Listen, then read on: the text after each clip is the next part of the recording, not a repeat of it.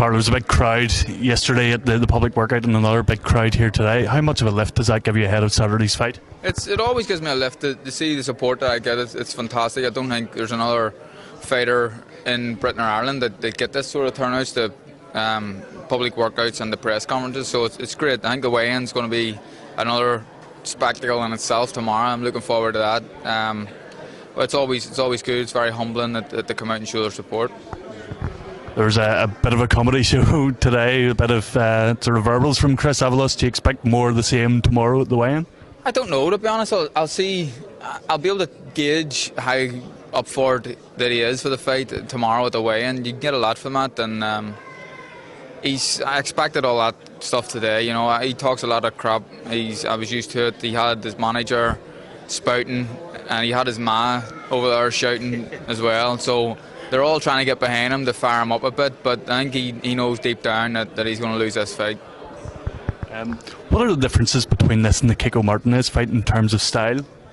In terms of style, he's taller than Kiko. Both, he comes forward. I don't think he's as easy. I don't think Kiko was as easy to hit as this guy. He boxes in straight lines. His defence is a bit leaky. Kiko, although it may look like he's pretty easy to hit because he comes forward a lot, he had quite a good defence. A lot of shots hit him in the top of the head. This guy's there to be hit. I'm very accurate and I punch very hard, so I think he's made for me, really. In that regard, he's made for a good TV fight as well. Yeah.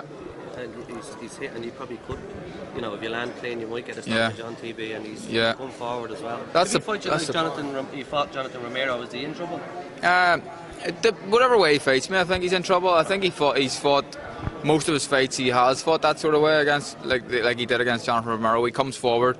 He seems to, the pace drops a bit in the middle rounds and towards the end. He's never done 12 rounds. All these things play to my favour. The crowd is going to make him fight hard at the start, and then he may die off. But when I'm whacking him about the head and the crowd's getting noisier, you know, we'll see how much balls he really has if he wants to stay in there. And then with the TV, and I know you don't look past an opponent, but with the TV and him sort of mounting off, does it give you that little bit more, not extra motivation, but it stops you in any way looking past him? Because yeah, you know, there's obviously big fights there after this one, but it'd be silly not to look ahead a little bit. But you know, I need to get past this guy.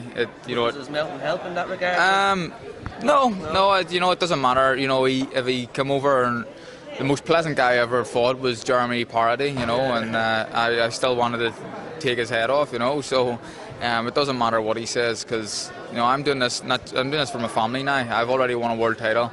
I want to secure a legacy. I want to make money and live a healthy life after boxing. And just I know the last fight you were looking forward to putting your name on the World Champions wall in the gym. Do you get a unified wall now, or a two-weight World Champions wall? I don't know. I'll have something special if I do that. I'll have to see about that. No, well, I suppose Sugar Ray Leonard and Joe Calzaghe and Tyson's on the wall, so I'm in good company there. So. Can I just ask you, the way you don't do a head-to-head at the press conference, is that just a promotional thing, or do you specifically like? I didn't ask for it. Obviously, nothing to do with me. I think it's more of a personal thing. They want to just save it for. Maybe just want to save it for the weigh-in. Brings a bit more heat then. Just a couple more questions, Carl. Santa Cruz and Rigondeaux fought before Christmas there. Santa Cruz uninspiring, and Rigondeaux was putting his backside a couple of times. Do you see this division opening up for you with a view to unifying it? Yeah, I don't believe that Santa Cruz is going to fight anyone of any note soon. I think it's going to be in-house.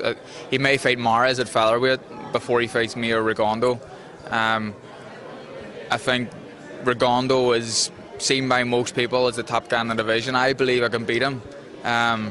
He's shown vulnerabilities in the past, but he gets up and he wins, and he's an amazing fighter. But I believe I've got the style to beat him.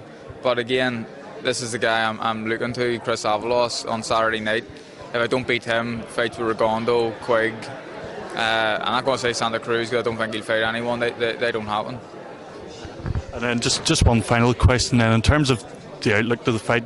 Obviously the last fight against Kiko Martinez, you were going in as the up and coming fighter looking for a world title. Now the roles are reversed. You're the champion against the up-and-coming fighter. How does that change your mindset going into the fight? I don't know. I just think I'm probably walking a bit taller as a champion. You get a bit more confidence, but I'm still going into this fight. I'm not expecting an easy night. I'm expecting it to be a tough fight. I got a hungry American coming over here, looking to knock me out, really, and I know that. So it doesn't really change my mindset. I'm still as determined as ever to win these fights.